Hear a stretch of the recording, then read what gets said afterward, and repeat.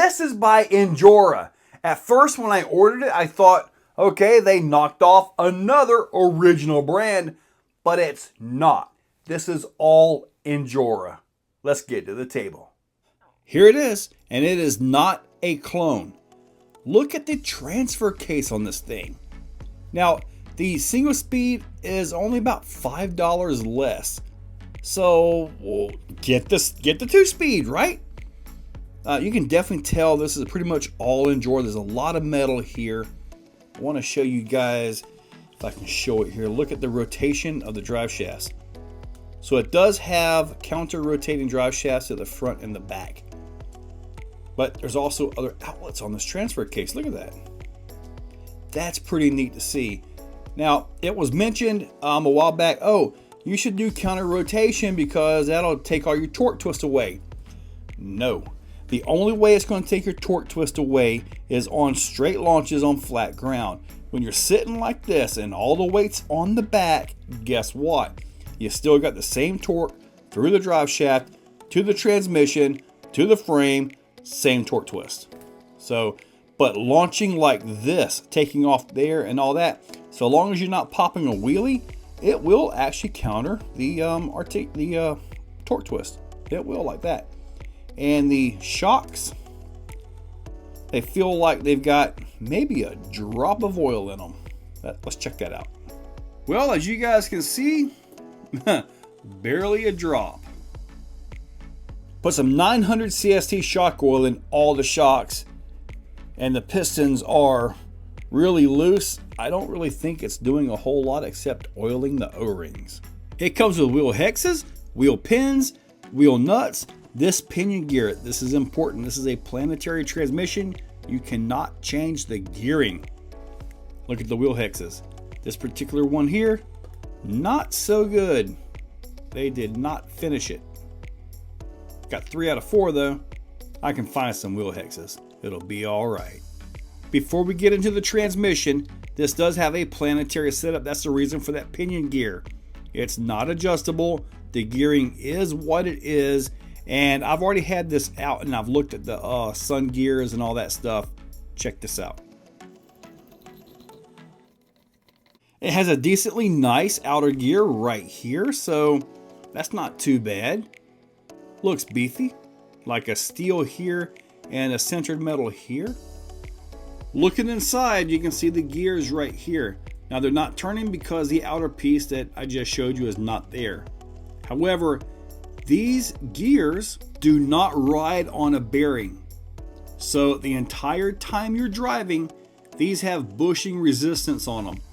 Therefore, if you want to put a high-speed brushless motor in this thing, good luck.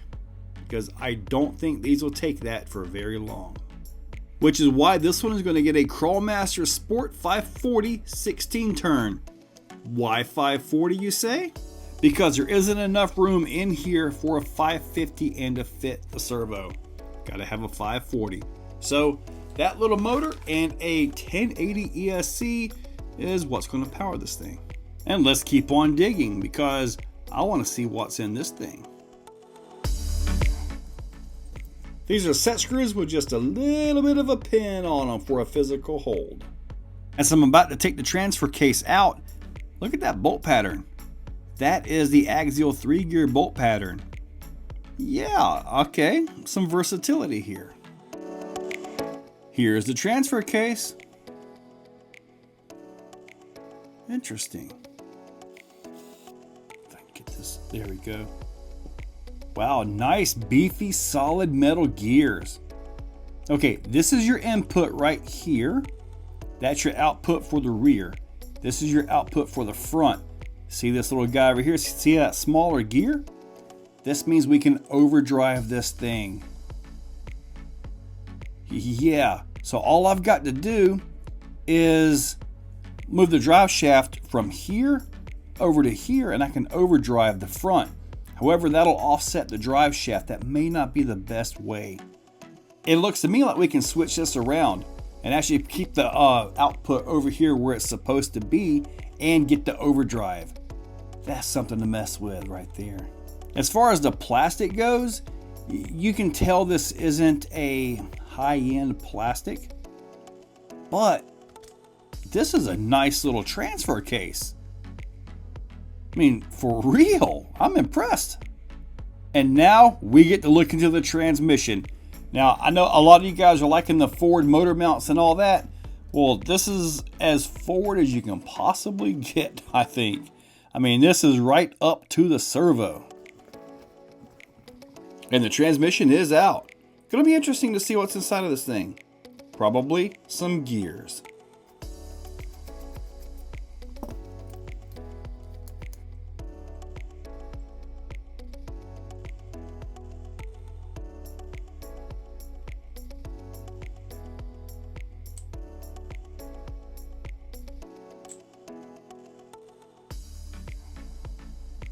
This is what's in the transmission right here. Let's get a closer look. This is the input right here. This is your low speed gear. This is your high speed gear. Do you see the differences in gear sizes? That means there's going to be a nice spread from low to high, or first gear to second gear. This is the actual shifting mechanism. Now this is the low gear. Small gear on top of the big gear. Great crawler gear. This is your high gear. So like I said, this thing is going to have a heck of a drive difference or gear spread. Now this has a hex drive coming off of this right here. The little drive dog right here. See that hex? Now here you have the drive teeth, which is kind of what we used to seeing. Yes, there are bearings. And this fits into here just like that. And believe it or not, that's not terribly sloppy. So that's not too bad. Now this right here being hex means you have like 3 different spots that it can go into versus 2. So this isn't that bad. When this is assembled, there's actually quite a bit of room in the middle here. So there is certainly a chance for a neutral, like for real. The front and rear case obviously got bearings in it. So nice. And yes, as you guys can see, there is grease. That's always a good thing. I will be adding some udder butter to this as well. I mean, is it just me, or is looking inside of these things interesting? Gears and stuff. And for the last part of it, let's look in the rear axle. The front axle is going to have the exact same thing. It just rotates differently.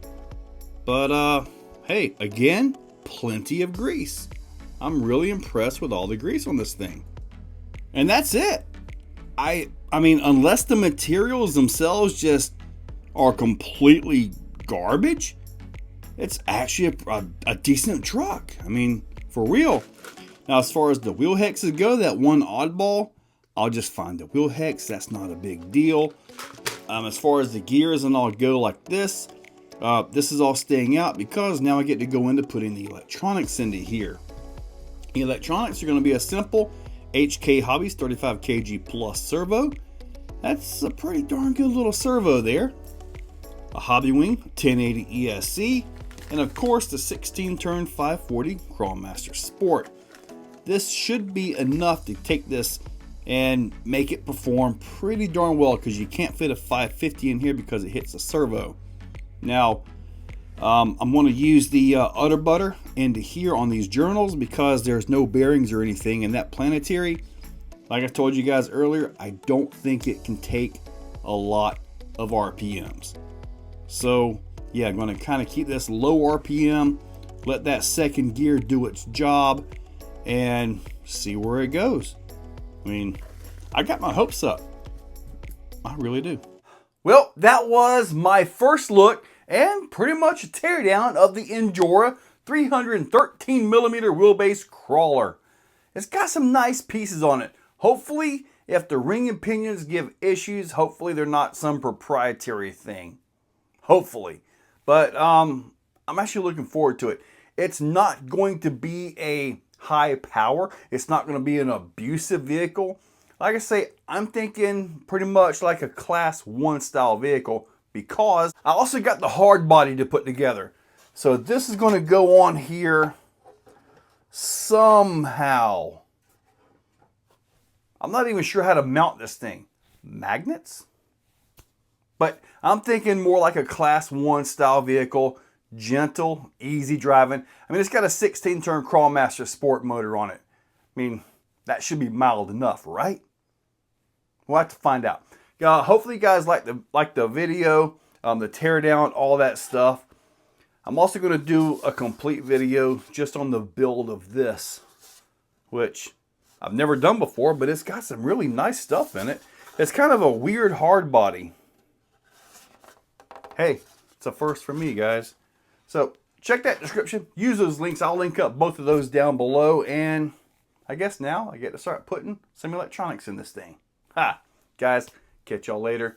Have a great day. If you're still watching, you are top shelf. You are the cream of the crop, the pick of the litter. You are phenomenal. Thank you for watching to the end of the video. It means a lot to me. Now, down below, there are links for the products you see. Also for channel memberships, if you guys want to be a part. Channel members get early viewing on pretty much everything that I can. So, guys, check that description. There's a lot of info down there. Thank you all for watching.